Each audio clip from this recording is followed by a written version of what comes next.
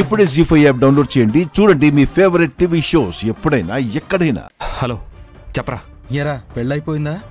Ramalakshmi yellow తాలిగట్టేసావా? లేదురా, పెళ్లి తంతు జరుగుతుంది. ఎవరూ లేని పెళ్లికి తంతెందుకురా, నేరుగా తాలి కట్టేయక. రేయ్,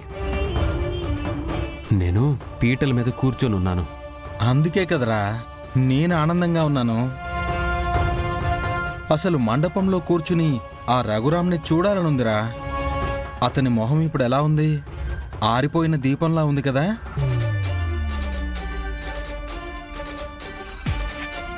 అప్పుడే ఏమైందిరా, ముందు ముందుందా రఘురామ్కి.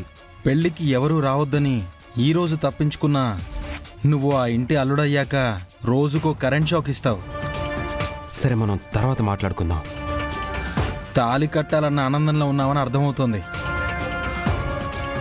ఆ రఘురామ్ని ఆడుకునే అవకాశం నీ రూపంలో వస్తుందన్న ఆనందంలో నేనున్నాను. ఇన్ని రోజులు ఏం చేయలేకపోయానురా. రేపటి నుంచి టార్చర్ అంటే ఎలా ఉంటుందో చూపిస్తానురా. ఇంకా దేవుడు కూడా రఘురామ్ని కాపాడలేడు. సరే సరే, నేను పెళ్ళయ్యాక ఫోన్ చేస్తాను. బాయ్. ఓకేరా, నీకు హ్యాపీ మ్యారీడ్ లైఫ్. ఆ రఘురామ్కి very very very very bad life. ఉంటానరా, బాయ్. బావగారు,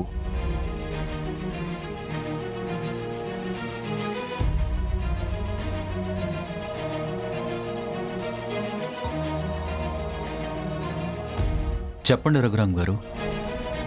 ఈ పెళ్లికి ఎవరిని పిలవద్దన్నాను. మీ పెద్దబ్బాయిని పిలవండి.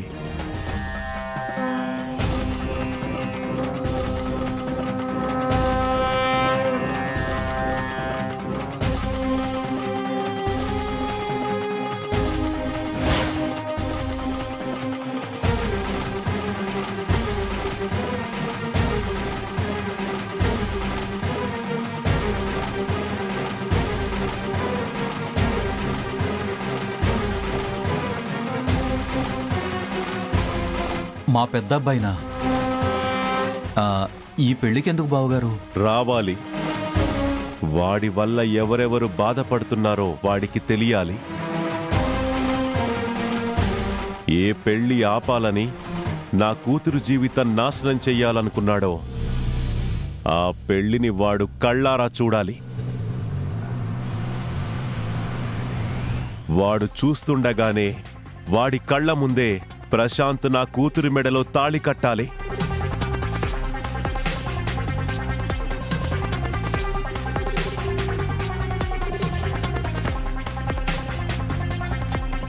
బావగారు, అది నాకు ఏదైనా ఒక్కసారి చెప్పడమే అలవాటు. ఏ కొడుకన్న ప్రేమ అడ్డొస్తుందా? అలా అని కాదు బావగారు. వాడు చేసిన పనికి ఈరోజు ఇక్కడున్న నా వాళ్ళందరి కళ్ళల్లో కన్నీళ్లు తప్ప ఏమీ మిగల్లేదు. అలా అని పెళ్ళాగిందా? లేదుగా.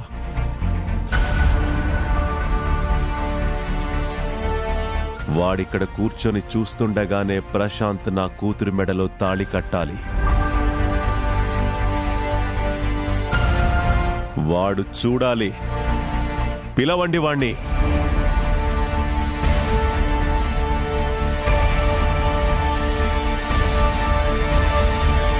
సరే బావగారు.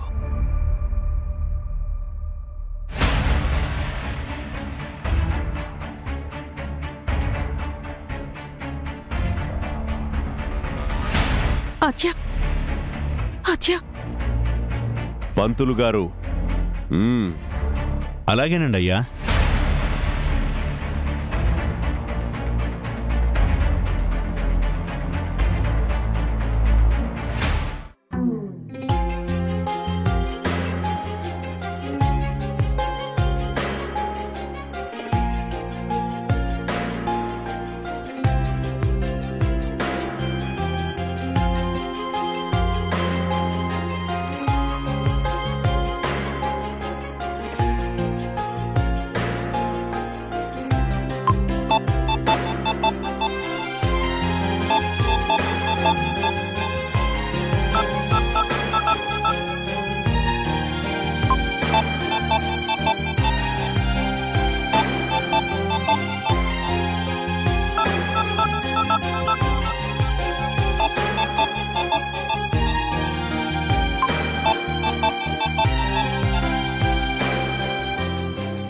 హలో, శౌర్య ఎక్కడ్రా?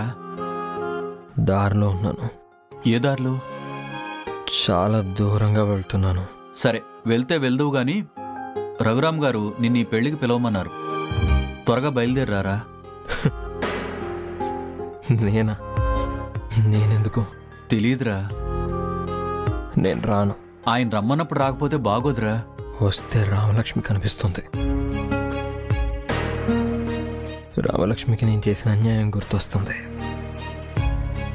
రామలక్ష్మికి నా వల్ల అన్యాయం జరిగింది. ఆడపిల్ల జీవితం నాశనం కావడానికి కారణం అవుతున్నాను అనే కదా నాన్న ఈ ప్రయాణం పెట్టుకుంది. ఎక్కడికి వెళ్తావు? ఎవరున్నారని వెళ్తున్నావు? ఎవరూ లేని వాళ్ళకి తోడుండేది దేవుడే కదా నాన్న.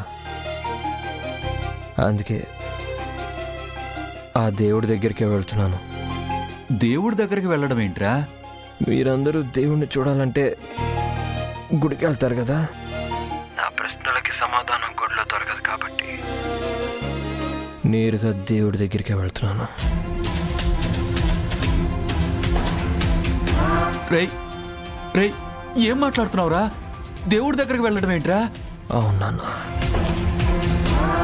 అమ్మని దూరం చేసి నీకు దూరం చేసి అనాథగా బతకమని శపించాడు. అలా వదిలేశాడా?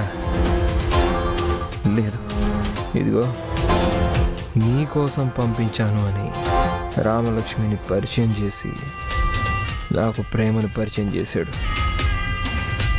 జీవితం మీద ఆశ పుట్టించాడు. నా కోసం బతకడానికి ఒకరున్నారు అన్న నమ్మకం కలిగించాడు. మళ్ళీ మోసం చేసి రామలక్ష్మిని నాకు దూరం చేశాడు. తట్టుకోలేకపోతున్నాను నాన్న. రామలక్ష్మిని దూరంగా చూసైనా బతకచ్చు అనుకున్నాను. కానీ తనకు అన్యాయం చేశానన్న బాధ తట్టుకోలేకపోతున్నాను. అందుకే వెళ్ళిపోతున్నాను. నా రాత రాసిన దేవుడే కదా నాన్న, ఆయన దగ్గరికే వెళ్ళిపోతున్నాను. రే శౌర్య, ఏంట్రా నువ్వు చెప్పేది? అవును నాన్న, నా చావుని మింగి దేవుడి దగ్గరికి వెళ్ళిపోతున్నా నాన్న. చచ్చిపోతున్నా నాన్న. అరే శౌర్య, అంత పని చేయకురా. నీకు మీ నాన్నున్నాడురా, నేనున్నానురా. నీకేం కావాలో చెప్పు. మళ్ళీ జన్మంటూ ఉంటే ప్రేమ ఉన్న చోట, ప్రేమని పంచే చోట మాత్రమే పుట్టించమని ఆ దేవుణ్ణి అడగాలని వెళ్ళిపోతున్నాను. రే శౌర్య, రే శౌర్య. బాయ్. జీ5 యాప్ డౌన్లోడ్ చేసి అన్ని ఎపిసోడ్స్ పూర్తి ఉచితంగా చూడండి.